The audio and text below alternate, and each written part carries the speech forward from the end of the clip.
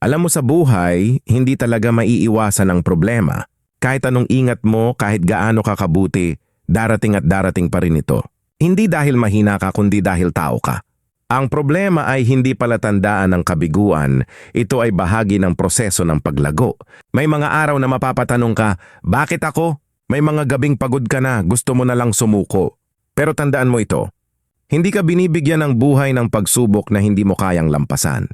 Minsan, hindi agad natin nakikita ang dahilan, pero sa tamang panahon, mauunawaan mo kung bakit kinailangan mong pagdaanan ang lahat.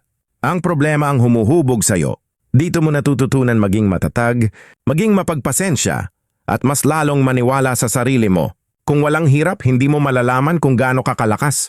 Kung walang sakit, hindi mo mararamdaman ang tunay na ginhawa. Kaya sa tuwing may darating na problema, huwag agad matakot. Huminga ka. Tumayo ka ulit. Harapin mo isa-isa.